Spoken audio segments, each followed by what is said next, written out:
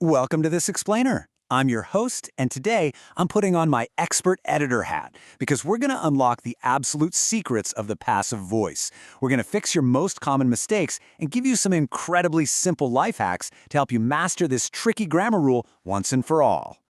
Look at this phrase, she hopes to appoint as team leader. Now, this is a massive, glaring mistake I see English learners make all the time.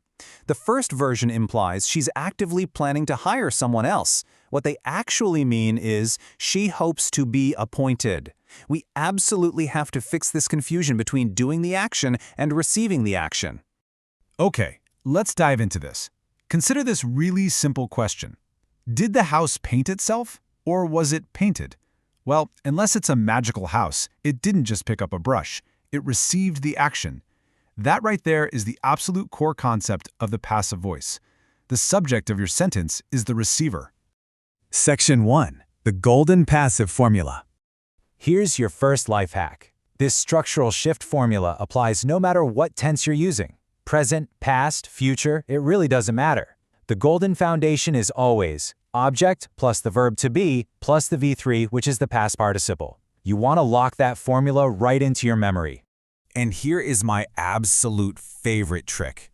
I call it the zombie substitution hack, and it relies on the by phrase rule. If you aren't sure if a sentence is passive, just try adding by zombies to the very end of it. The bridge was built by zombies. If it makes grammatical sense, congratulations, it's passive. If the specific doer of the action is important, well, you use that by phrase. But if it's just zombies, you can drop it. Section 2. The 4 biggest mistakes. As your mentor here, I really want to warn you about these 4 traps, because if you can avoid them, your English is going to sound incredibly polished. Let's knock them out one by one. Mistake number 1. You cannot use the passive voice with intransitive verbs, meaning verbs that just don't take an object in the first place, like happen, die, or arrive. You absolutely cannot say, the accident was happened. It just happened. Moving on to mistake 2, dropping the verb to be. If you say, the house painted last year, again, we have to ask, did the house paint itself? No way! We have to remember our golden formula. It literally requires the verb to be, making it, the house was painted last year. Mistake 3 is confusing your participle forms. The message was wrote is a super common error. It needs to be the V3 form, so it's written. And finally, mistake 4, plain old overuse. If you write every single sentence in the passive voice, your writing becomes sluggish and heavy. Think of it like a spice, not the main course. Section 3. The get versus be trick. So in everyday speech, we actually use the passive with the word get to express emotion, luck, or an accident. It's highly informal. But we use the verb be for intentional, neutral, or very deliberate facts. Let's see how this builds. And this brilliantly illustrates exactly what I mean. Saying he was married is a deliberate, intentional fact, but saying he got hit by a train implies an accidental, totally unexpected event. You usually wouldn't say he was hit by a train in casual conversation without sounding a bit like a detached news reporter. Section 4. The dark side of passive. Speaking of news reporters, it's time to get a bit serious because the passive voice is actually a very powerful tool.